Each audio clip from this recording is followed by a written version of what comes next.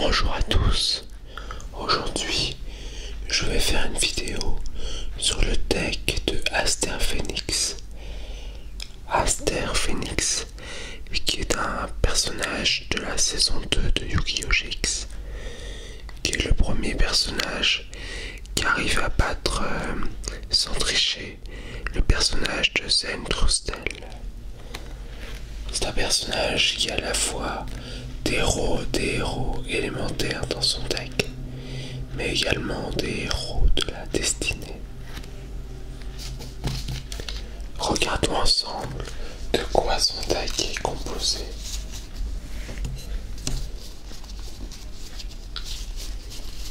Vous reconnaissez probablement ces cartes.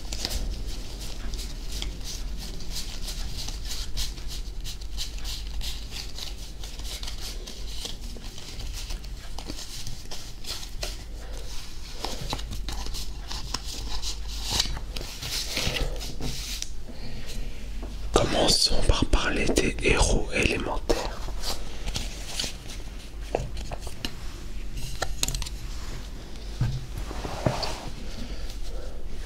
Aster Phoenix possède dans son deck des héros élémentaires, tout comme le personnage principal de la série Yu-Gi-Oh! GX, Jaden Yugi.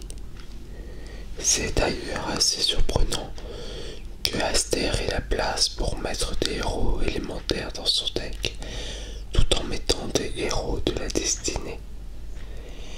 Au final, Aster parvient à battre Zane uniquement avec ses héros élémentaires. Il n'utilise aucun héros de la destinée pour battre Zen Trustel.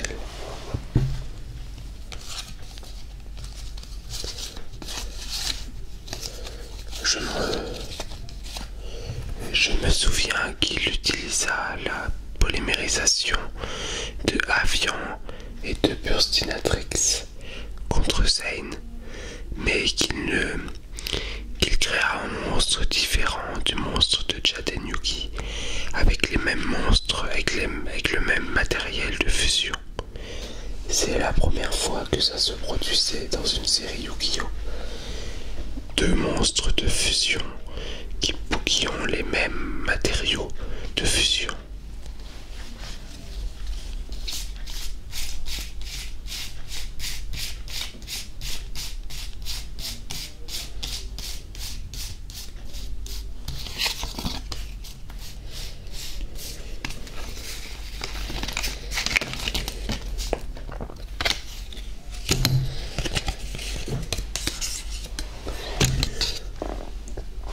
Je me souviens aussi que Aster utilisa ces deux cartes contre Zen pour contrer son attaque.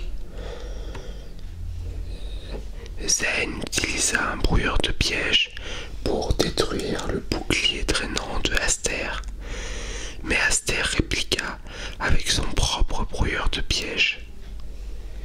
Et cela lui permit de gagner les 2100 points d'attaque du Cyber Dragon et de faire passer ses points de vie à 6100. Plus tard, Aster trouva un moyen d'augmenter ses points de vie de 1000 points supplémentaires, soit 7100 points de vie, et Zen infligea 7000 points de dégâts à Aster. Aster s'en tira avec 100 points de vie restants et réussit à battre Zen par la suite, avec, il faut le dire, une stratégie qui paraissait peu vraisemblable par rapport au déroulé dans d'autres épisodes, car normalement le deck de Zen Trustel est beaucoup plus fort que le deck de Aster Phoenix. Aster Phoenix réussit également à battre Jaden Yugi lors de leur premier duel. Puis Jaden parvient, fut en mesure de le battre lors de leur second duel. Voici la carte Moment D. C'est une carte piège qui permet de faire la liaison entre les héros élémentaires et les héros de la destinée. Je ne sais pas s'il y a beaucoup ou si c'est très pratique pour un vrai duel d'utiliser à la fois des héros élémentaires et des héros de la destinée. Car en pratique, un deck arrive très rapidement à 40 cartes.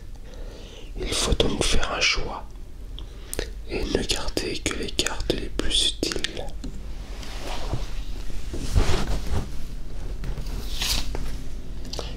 Voici le signal de la destinée qui ressemble beaucoup à la carte signal du héros. C'est une carte activable uniquement lorsqu'un monstre que vous contrôlez est détruit au combat et envoyé au cimetière. Vous pouvez faire l'invocation spéciale d'un monstre héros de la destinée de niveau 4 ou moins depuis votre main ou votre deck.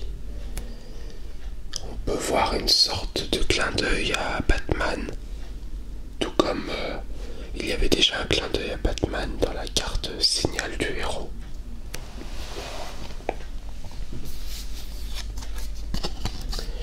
Présentons maintenant une carte de terrain utilisée par Aster Phoenix. C'est l'équivalent de gratte-ciel pour les héros élémentaires. Lorsqu'un monstre qui inclut héros de la destinée dans son nom de carte attaque, si son attaque est inférieure à l'attaque de la cible de l'attaque, augmentez l'attaque du monstre attaquant de 1000 points durant le calcul des dommages uniquement.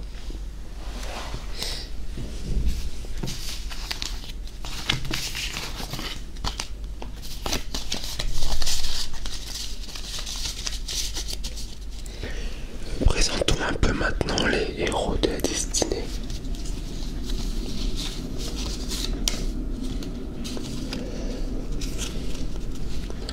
Nous avons voici Fonceur, héros de la destinée, qui a un effet assez long et qui n'est pas forcément le héros de la destinée le plus illustre de la série.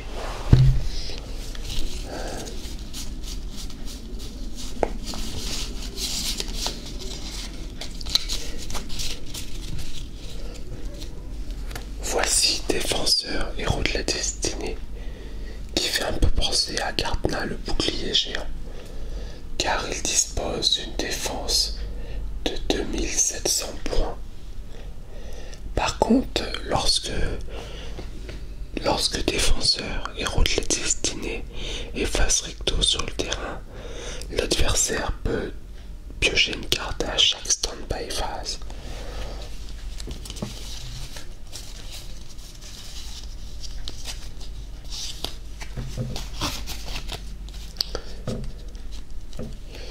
Voici 3 cartes super rares que j'avais eues dans le deck de Jaden, dans le deck de Aster Phoenix.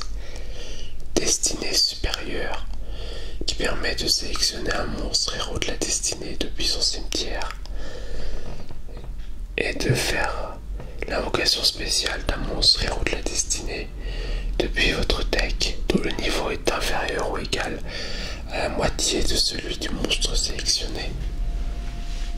Le monstre invoqué par invocation spéciale est détruit à la fin de ce tour.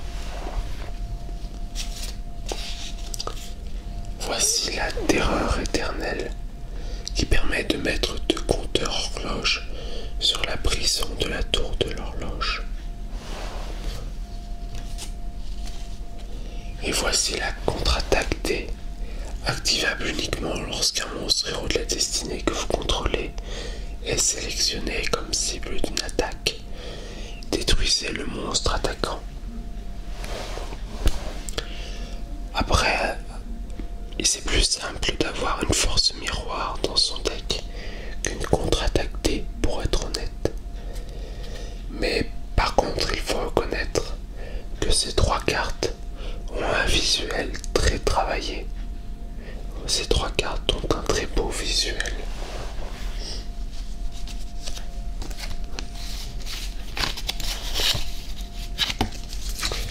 Voici le Seigneur de la damnation, héros de la destinée, qui permet de retirer un monstre du jeu, du terrain, un monstre de l'adversaire du jeu.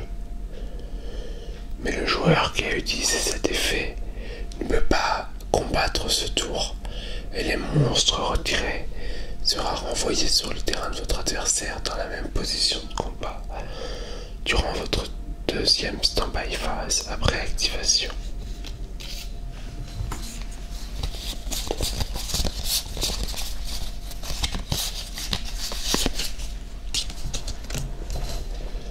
Voici Denker, héros de la destinée.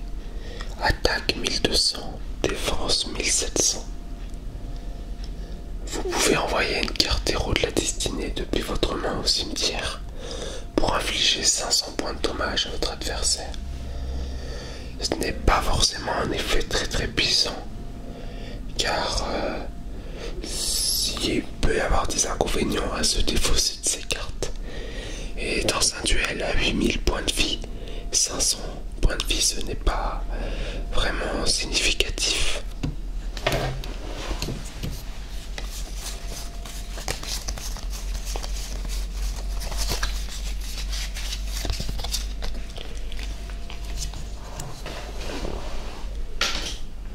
Voici la prison de la tour de l'horloge.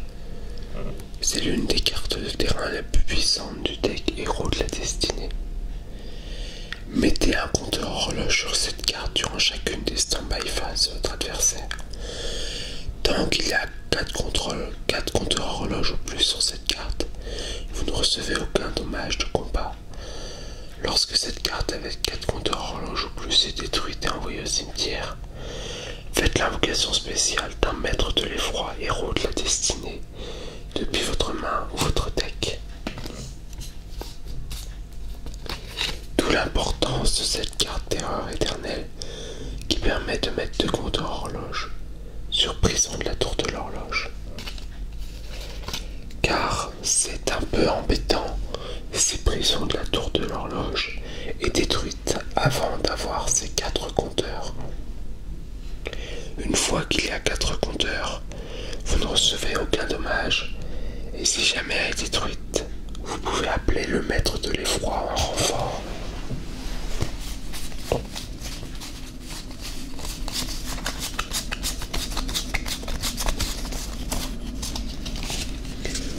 Où se cache le maître de l'effroi?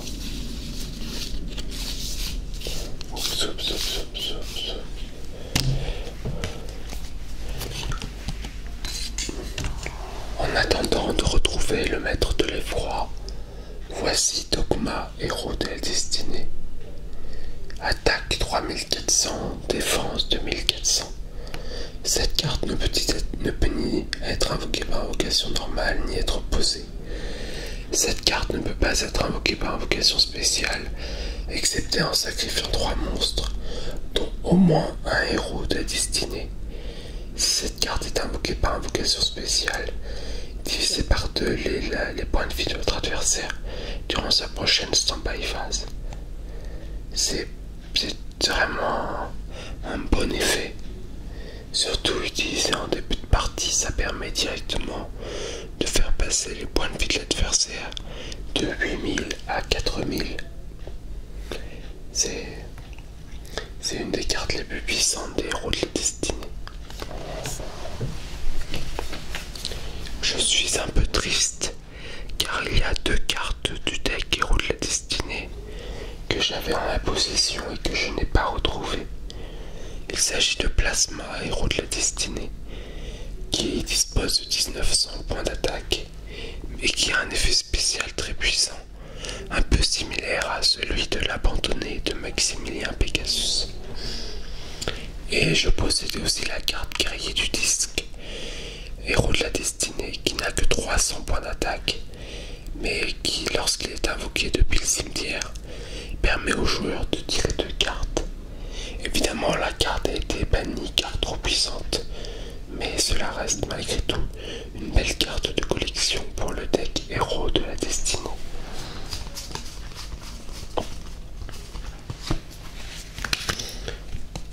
Voici le maître de l'effroi, héros de la destinée.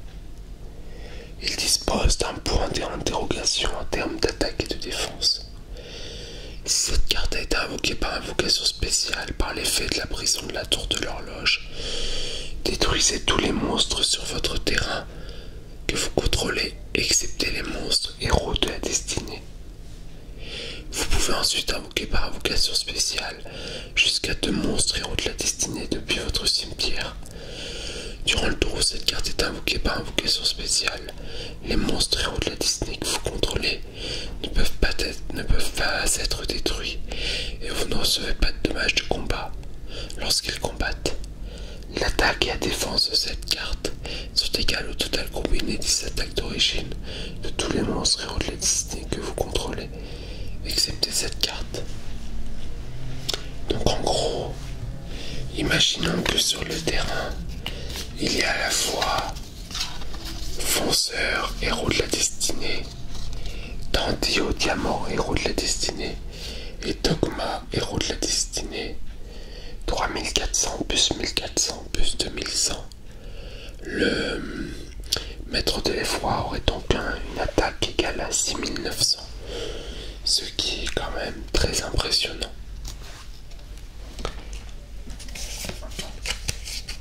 Parlons ensuite d'un monstre. Parlons ensuite du Dandy au diamant, héros de la destinée, qui possède lui aussi une carte et une faculté assez intéressante. Une fois par tour, vous pouvez regarder la carte du dessus de votre deck. Si c'est une carte magie normale, envoyez-la au cimetière et vous pouvez activer cet effet durant la même phase de votre prochain tour. Si cette carte n'est pas une carte magie normale, placez-la au-dessous de votre deck. Durant son combat contre Jaden, Aster utilise ce Dandy au diamant avec la carte Malchance. La carte Malchance permet de sélectionner un monstre face recto sur le terrain de votre adversaire pour infliger à votre adversaire des dommages égaux à la moitié de l'attaque de l'origine du monstre sélectionné. Vos monstres ne peuvent pas attaquer durant le même tour. Évidemment, c'est une combinaison plus facile à utiliser dans le dessin animé que dans un vrai duel, car à moins d'avoir beaucoup de cartes magiques dans son deck, c'est assez risqué d'espérer. C'est très facile de tomber sur une carte monstre ou sur une carte piège.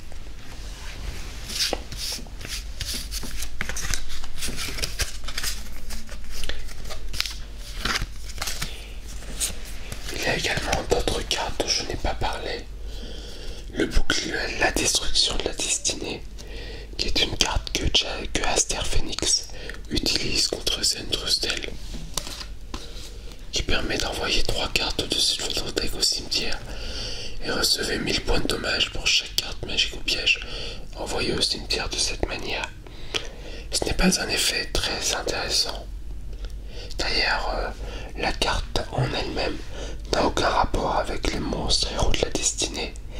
Et comme je l'ai dit tout à l'heure, Aster Phoenix n'utilise même pas le monstre héros de la destinée contre Zen. C'est la seule carte utilisée par Aster contre Zen qui contient le mot destinée dans son nom de carte. Le bouclier D qui permet de protéger un monstre héros de la destinée pour faire court.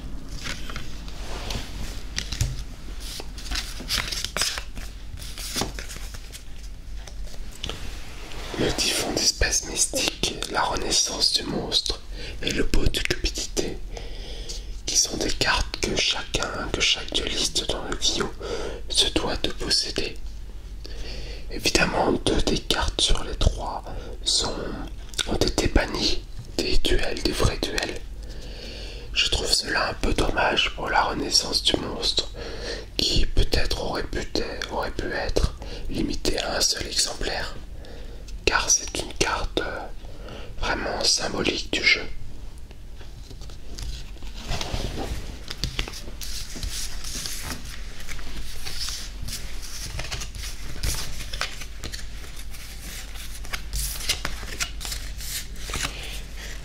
Il y a également le mirage de la destinée. C'est une sorte... ça permet de ramener tous les monstres héros de la destinée qui ont été détruits durant le tour en question. Et, et le monstre que l'on peut voir sur cette carte est le Seigneur de la Damnation, héros de la destinée. Il y a d'autres cartes, héros de la destinée. Double jeu, héros de la destinée, qui dispose d'un visuel intéressant qui fait penser à Dr. Jekyll et Mr. Hyde. Le marchand de beurre, héros de la destinée. Le capitaine tenace, héros de la destinée. Le servant de l'effroi, héros de la destinée. Bref, je trouve que le deck héros de la destinée dispose de cartes très belles visuellement. Il ne me reste plus beaucoup de temps pour cette vidéo, car je n'ai plus beaucoup de place sur ma carte de caméra. Ce n'est pas forcément très sérieux dit comme ça, mais bon, voilà, je dois donc vous laisser, et je vous dis peut-être à la prochaine pour une nouvelle vidéo. Bye bye.